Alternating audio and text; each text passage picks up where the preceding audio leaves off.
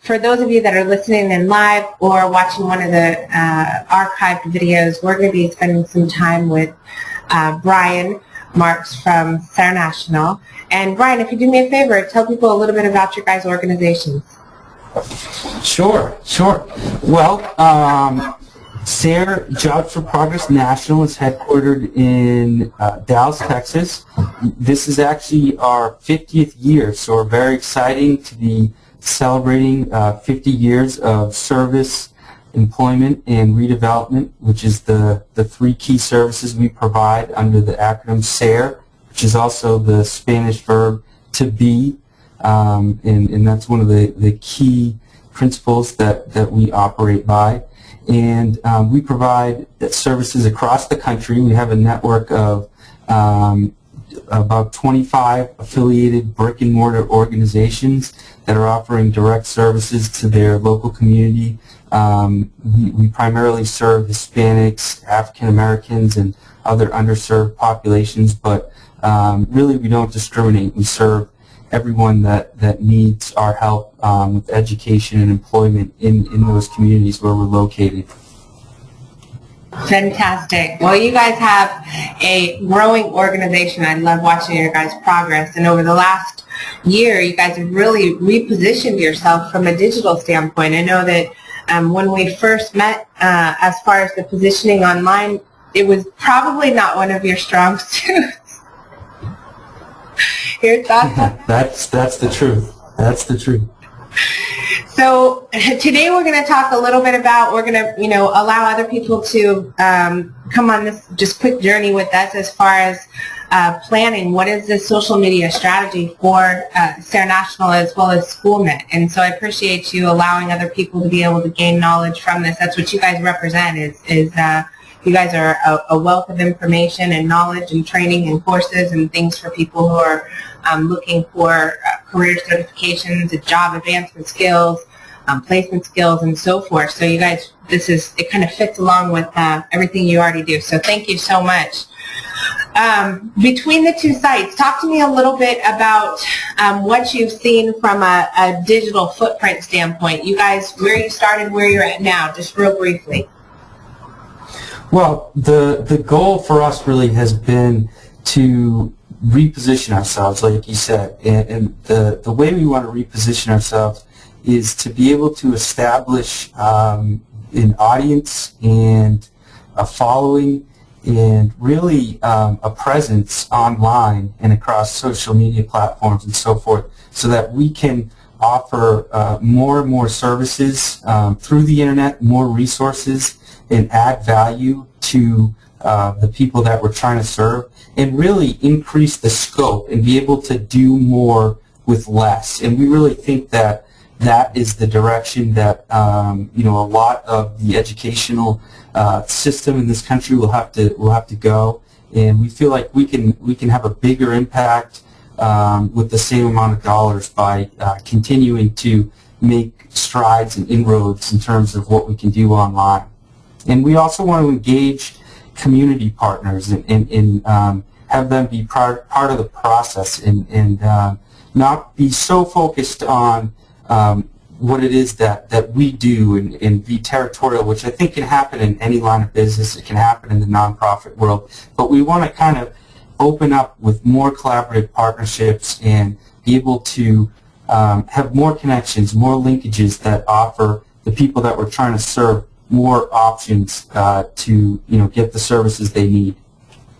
Awesome. Well, I've watched you guys grow. I love being a part of this. This is good stuff. So from a social media standpoint, you guys essentially went from kind of a no profile, and it actually blocked, to now it's open. Now you guys are building a network. You've done a compressed marketing program to really build the network fast. So now you've got a community, and now we're switching gears very quickly to what is the content publishing look like? How do you engage? How do you reactivate? How do you entertain? How do you attract new community members, as well as how do you engage the ones that you do have, and how do you retain the ones you do have as well? So, when building a social media network, of course, if you can compress time, the faster you can get things done, the better. The more organized and prepared you can be in advance, more arsenal and artillery you can kind of build up that you can pull from, the faster you can execute. And if you do those two things, you're going to compress the time to where you see results versus a very slow and too organic, but a long way to get to the same spot that many companies are doing much quicker. So I appreciate that you guys, you're constantly looking for where are the things where we can accelerate our results, where are the things where we have to slow down and go with the more organic approach. And this is one of those areas that you guys are definitely combining both. And so we're going to go through this is art versus science. It's an interesting conversation. Even the most advanced social media experts are still struggling with some areas of social media and how to engage. Different networks require a little difference, but we feel like we've got a really, really good plan here. So when we're talking about the different social platforms, and I believe you guys in a Facebook environment, you have a job site, you have a school net member site, you have the SARE National site as well.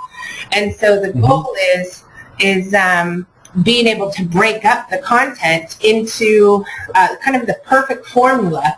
So we've got things broken into 5 different categories. The first one being informational and educational. And you and I were talking earlier about this is more than what products and services / classes and so forth that you guys have available that you believe people are going to be interested in. But it really boils down to what does your ideal audience really want and really need, and that might stretch further than your guys' own services. What are some of your thoughts on that? Well, the thing I was wondering is, how do you capture that? And I was hoping that you could provide some guidance in terms of how do we capture what our audience wants?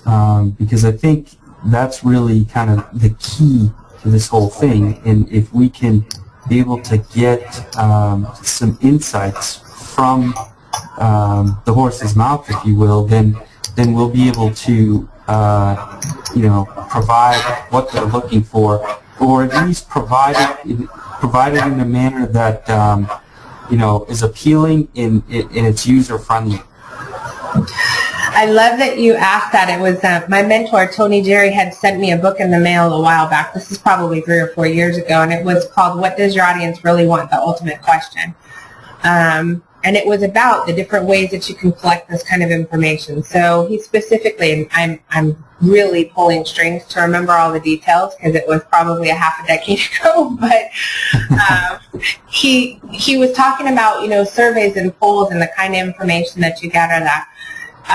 Can you put polls up on your sites using things like Poll Daddy? Absolutely. Can you utilize surveys such as SurveyMonkey and other survey tools? Absolutely.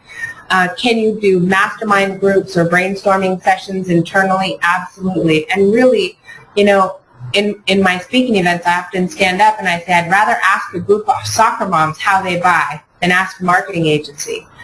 And and this is a personal opinion. There's going to be people that disagree, but I believe it's going to be the best way to get that information is a cross between masterminding between your internal folks that have direct access to this group, and then secondly, creating a forum for this group where you can bring them together. And the great part is you guys can do that in a digital environment now. Imagine if you had a Google Hangout session and you brought 9 people on and you were able to ask questions. What are some of the things you're struggling with right now? And you can give them general categories, in relation to jobs or in relations to employment or making money or schooling or educations or certifications and so forth. But really the goal is to ask the consumers. I do a weekly webinar, and I push people during that weekly webinar to tell me their questions. It's interesting because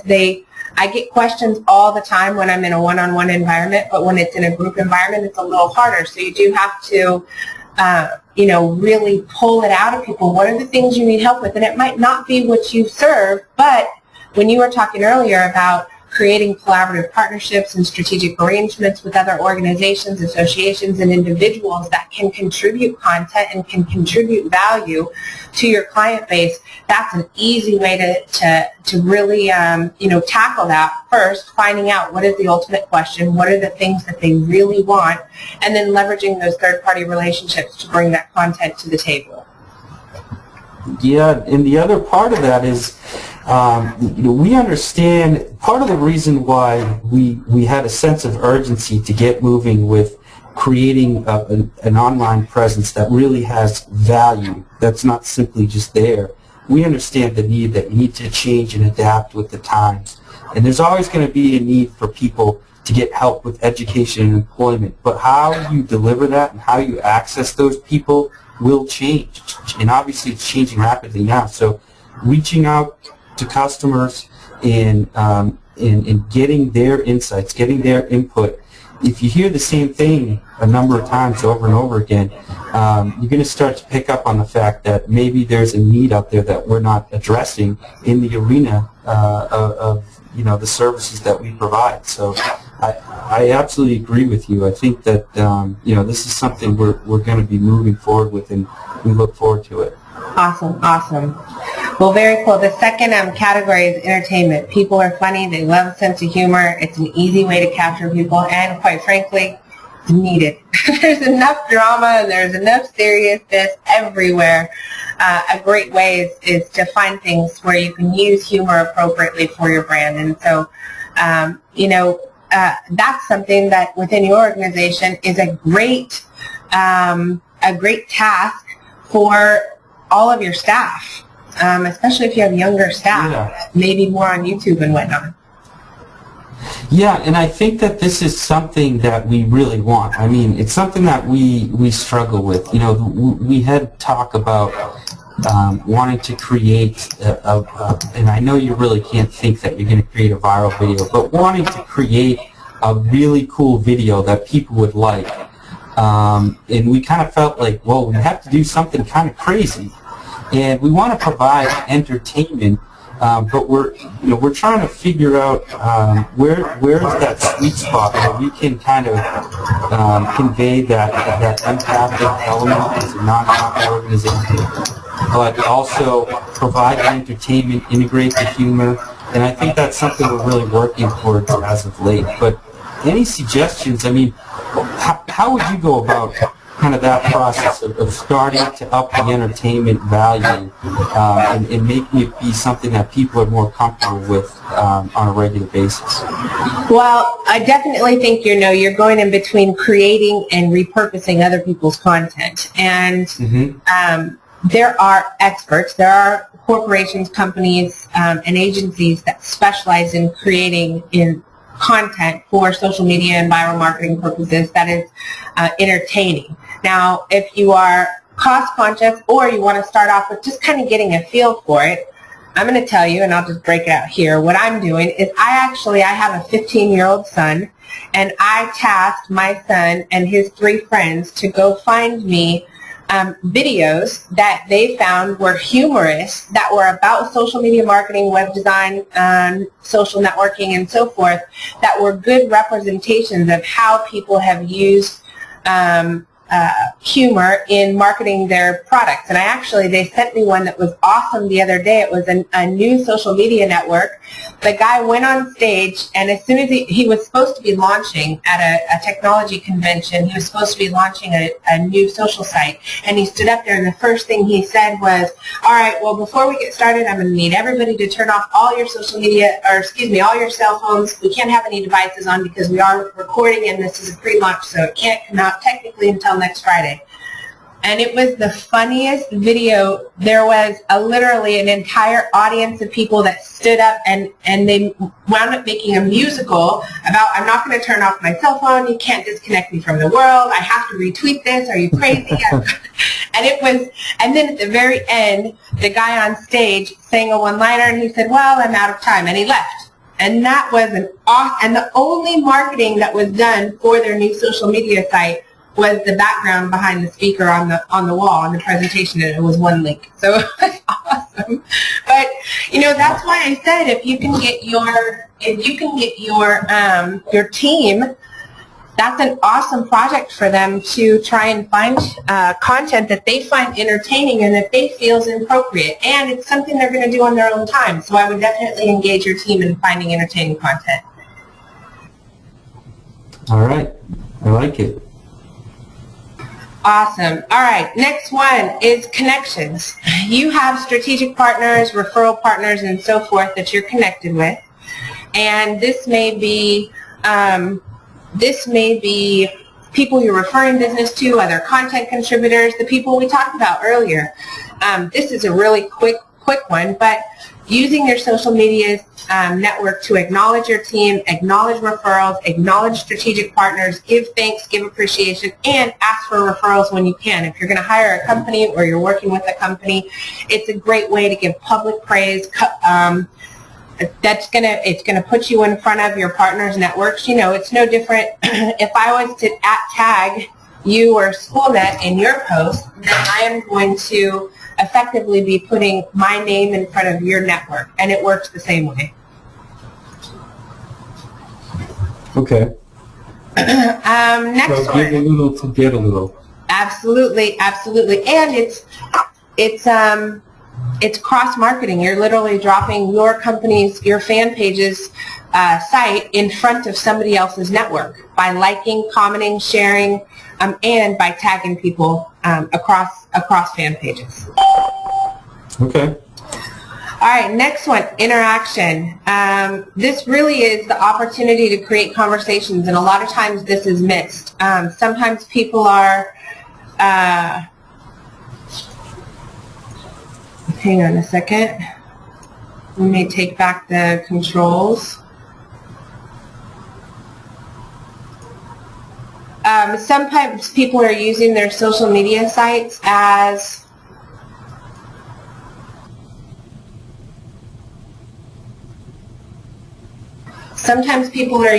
the sites more as a broadcasting system, and they forget that there's real people that are on the other end, and you can turn this into a conversation. So asking questions and figuring out what content you can use to make it more interactive and a conversation is going to be critical. Okay. And so focusing on more interactive content, thinking interaction, not just thinking content alone. Absolutely. All right, Brian, and the last one is conversions, 20% conversions. Talk to me a little bit. You guys are a nonprofit, so your kind of conversions are slightly different than business owners, but it all plays the same role. Well, yeah, so part of what our conversions are focusing on, of course, finding funding so we can offer the wonderful services that we do out to the community. And being able to make our programs available so folks can apply or register for services online. We want to increase our track in terms of volunteers, and community partners are huge because a lot of times you can work together on a program or a project. You can share resources. You can provide referrals. We want to build up that network. And, we also want people to enroll in our online educational services and become members of SchoolNet and just be more engaged in all the good things we're doing. I mean, we're doing so much, and I think that, not highlighting that in terms of online in the social media world is really, not to our benefit. So that's what we're working towards. Awesome. Well, it is okay to be leveraging social media and ask for the business, ask for referrals, tell people how they can get involved and so forth. And so we just want to make sure as people are putting together their social media strategies, absolutely have a portion of your strategy be focused on conversions. And if you line it up right, you'll build up to that. For example, we did a webinar series of 4 different webinars that were all talking about social media branding. And by the time we got done with our 4th, and this was all education, no sales, only education, why it's valuable, showing them. We gave everybody a list of all the different dimensions of all the different social media graphics and images. So we gave a whole bunch of things away. We gave a white paper document on how to leverage it and so forth. And by the end, we had people on our sites actually asking for, can you guys design these for us, and how much does it cost? And so we didn't even have to really push it, because you can literally give so much value and line it up as this is what you need, this is why, and increase the importance. You can have other people on and so forth, and it winds up turning into, kind of a set spike environment for you to be able to lead right into that conversion opportunity. And can you kind of break down, what you mean by conversions? Because I think that in terms of messaging, that's going to help us from a management leadership perspective understand that we're not simply focused on conversions in the selling a product sense. So when you talk about conversions, what do you really mean in a literal sense? What do you mean by that? So for you guys, you have on the SchoolNet side, you have members. So being able to say join now, become a member, post your job. You guys have an entire job board that's totally free for people to use. So definitely, if you're building up as to how to leverage third-party websites and social media to apply for a job, or how to hire new recruits that are more technically savvy, then you can drive them right back to, and register today, check out this, have you signed up to post your job here. Same thing for you guys, you have the ability to raise funds, create corporate partnerships, generate new volunteer lists. Go ahead. So it sounds like what you're really talking about is that a conversion is kind of prompting a higher level of engagement beyond simply web surfing. So they're not just visiting your site, they're not just looking at your social media content, but they're kind of taking that next step and becoming more involved with your organization. Absolutely. Even downloading a newsletter, signing up for a newsletter, signing up for a free course, signing up for a webinar. That's why, you do really well, because you guys have taken on a digital event-based marketing process where you have an event, you allow people to register, you repost that event after it's taken place. And so you guys are really in a position where you've opened up a lot of new ways that people can convert and become more engaged with your guys' organization, which I love. Great. Yeah, I think that's a really good way to think about it, especially from our perspective, because that's really what we want. We want people to become involved. The more support we have, the more people, partners that we have involved, the better we can, serve people, help them get education and employment opportunities, and really empower themselves. So, yeah, that's very helpful. Absolutely. With that, I'll kind of wrap up with 2 questions I've got recently that I think would be important. One person recently on a webinar asked, what if people are unsubscribing? What if they're unliking? What if they're unfriending, unfollowing, or unsubscribing from a newsletter? My thought process on that is pretty simple. Your job, your goal as an organization is to create a community of people who have a desire to engage, do business with, connect with, refer you to your organization or your business or your company. And so if there are individuals that are unsubscribing, yes, one, can you take it as an opportunity to better improve the content that you are publishing? Maybe you're only posting content that's salesy or informational, but you're not using these other areas such as entertainment, connectivity, interaction, conversions. Maybe it's the frequency of the postings. Maybe you're not consistent with how frequently you're posting content. Maybe you're not posting frequent enough. So you may be, or maybe you're sending out email newsletters too often, or maybe, again, they're too salesy and not informational enough, or maybe visually your fan page or visually your Twitter account or visually your newsletter are not appealing, and so you're losing people based on just that. Another reason you can lose people is simply perception. If you're sending out an email newsletter touting that you're a social media expert, and when somebody clicks on your fan page you have 15 fans, you might lose people simply because the perception is you don't know what you're talking about. So just kind of, perception's a big deal as well. Yeah, and that is definitely the case. I mean, it really is. I mean, I think a lot of people in the social media world like to put a certain perception out there. So perception becomes reality, that's for sure. Remember, you interviewed somebody recently that has a school, a college in California, and I remember I went on their fan page and I was looking at it and I was like, this is good because if I'm a student, I want to enroll in a school, you're dealing with perception is, I want to be around people who are cool and that have friends. And it's just how people are raised from, birth on. They want to sit at the cool kids table. And going and looking at their social media profile was pleased when I'm on there to look that, they've got a nice network. They've got a good number of people, and that's going to help them convert faster. So sometimes perception is just simply the number of people you have that like your company or organization is going to help you convert new prospects that you send to your website or your fan page faster, just because that's how they're trained to react. So that was one thing. And then somebody else asked really about frequency. The frequency, it really depends. Being able to publish content and get an idea of what time of the day, how frequently.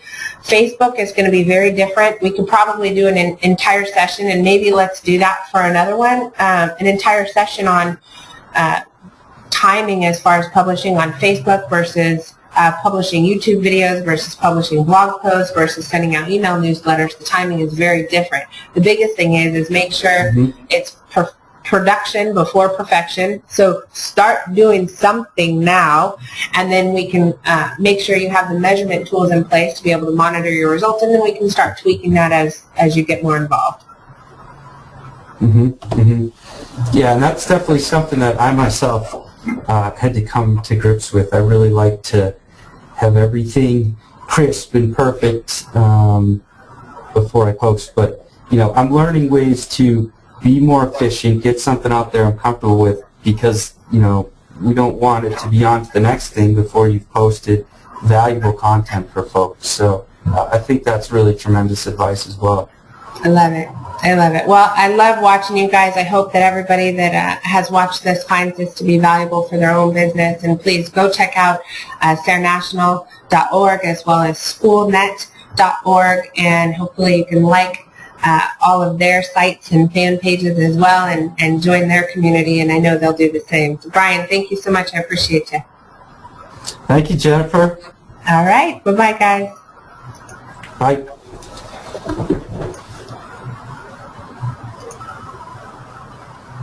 Good stuff, Brian. Thank you. Thank you. Yeah, I think it says it's still recording on my end, but... Oh. So she'll be slicing and dicing. All right, well, I'll end the meeting and that way she's about it. Thank you so much. You've got that document. Let's get together and we'll drop down some headings and titles and so forth, and we'll use this as a guide when we're doing the training for your guys' team. Yeah, this is helpful. I think that actually it kind of clicked the conversion thing for me, how I'm going to be able to, the messaging will be key. And it really is the truth. I think people just need to get a sense for what conversions are all about. But we actually have a lot of support. The conversation was much easier than I thought it was going to be. Well, it's just an easy conversation today, so that means people are comfortable with the direction we're going in, whereas a couple of years ago that could have been a really tough conversation to have. So. Yeah. We're making progress. I love it. Yeah. All right. Well, work with Ron on your design brief. I'll definitely jump in and check it out as well. And I will talk to you very soon. My goal is by the end of the week, probably sooner, but I don't want to overcommit. But now I'm ready to put something on paper. Okay. Awesome. All right. Good stuff. Thank you, sir. Appreciate you.